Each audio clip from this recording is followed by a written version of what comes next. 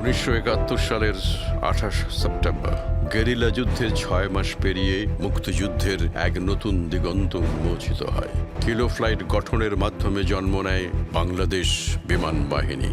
মুক্তিবাহিনীর deputy chief of staff group captain Karim খন্দকারের নামে নামকরণ করা হয় কিলো ফ্লাইট। বঙ্গবন্ধুর বক্তৃতা ছিল সংগ্রাম, মুক্তির সংগ্রাম এবং স্বাধীনতার সংগ্রাম। এর তো আমরা সবাই বুঝলাম পাকিস্তান আর্মি বাংলাদেশের উপরে অত্যাচার আরম্ভ করে দিয়েছে। তখন আমাদের বাসা থেকে সরে আমরা বাইরে বেরিয়ে গেলাম, বাংলাদেশ ছেড়ে ভারতে চলে যাব, ওখান থেকে আমরা কিছু করব। 26শে মার্চের পর তিনবারের প্রচেষ্টায় 16ই মে তিনি নিজ পরিবার ও বিমান বাহিনীর কয়েকজন বাঙালি অফিসার সহ ভারতের কলকাতা পৌঁছান।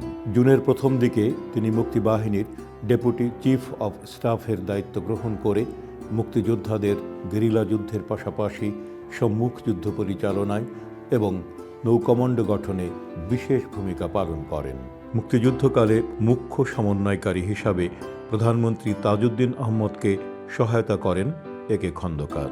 তাঁরই প্রচেষ্টায় ভারতের দেয়া 3টি বেসামরিক বিমান ও কয়েকজন বাঙালি বৈমানিক নিয়ে 28শে সেপ্টেম্বর বাংলাদেশ বিমান বাহিনীর যাত্রা শুরু হয়।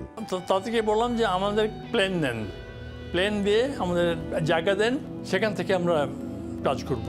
Our pilots will be under the command of which country? Definitely India. Which law they will have to follow? Bangladesh or India? Naturally, it will be Indian law.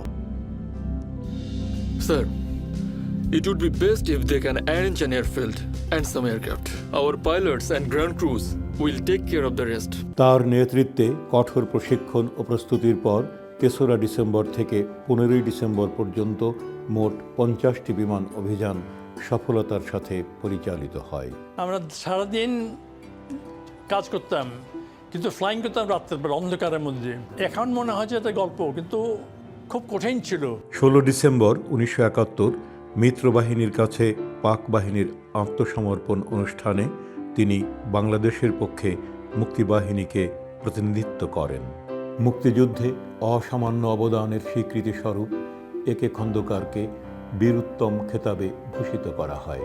মুক্তিযুদ্ধ জাদুঘরের প্রতিষ্ঠাকাল থেকে তিনি জাদুঘরের পরম সুহৃদ ছিলেন।